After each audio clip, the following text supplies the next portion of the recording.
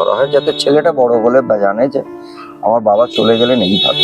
এইটুকুই আমাদের বলার, আর কিচ্ছু না। তার উত্তর গতকাল পেয়েছি, যাতে আমরা সন্তুষ্ট নই। আসল ঘটনাটা জানতে আমরা আপ্রাণ চেষ্টা করব, এবং তার জন্য আমাদের পুরো আর্টিস্ট ফোরামের পুরো সবাই যারা দাঁড়িয়েছে তারা বুঝতে পারছে। সহজ যেন জানতে পারে তার বাবা কেন চলে গিয়েছিল, তার বাবার সাথে ঠিক কি ঘটেছিল। হ্যাঁ ভিউয়ার্স, রাহুলের মৃত্যুতে এবার কড়া পদক্ষেপ নিলেন প্রসেনজিৎরা।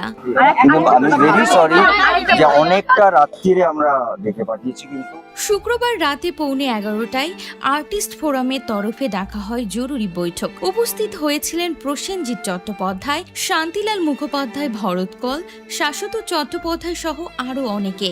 সেখানে আর্টিস্ট ফোরামের সম্পাদক শক্তিলাল জানান, অভিনেতা রাহুল অরুণোদয় বন্দ্যোপাধ্যায়ের মৃত্যুর পরে ধারাবাহিকের প্রযোজনা সংস্থার কাছে মৃত্যুর কারণ জানতে চেয়ে চিঠি পাঠানো হয়।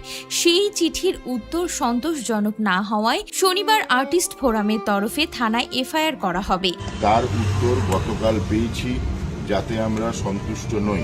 সঙ্গে প্রসেনজিৎ বলেন যে চলে গিয়েছে তাকে তো ফেরানো যাবে না, কিন্তু সহজ যেন বড় হয়ে জানতে পারে যে তার বাবা কেন চলে গেল।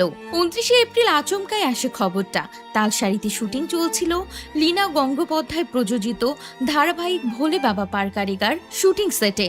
সেখানে ঘটে অঘটন, আকস্মিক মৃত্যু হয় রাহুলের। পুলিশ সূত্রে খবর, সমুদ্রের জলে ডুবে মৃত্যু হয়েছে অভিনেতার। সেখান থেকে জানা যায় লীনার প্রযোজনা সংস্থা ম্যাজিক মোমেন্টস পুলিশের কোনো অনুমতি ছাড়াই নাকি সেখানে শুটিং করছিল। তারপরেই রাহুলের মৃত্যুকে ঘিরে উঠেছে নানান প্রশ্ন, আঙ্গুল উঠেছে প্রযোজনা সংস্থার দিকে।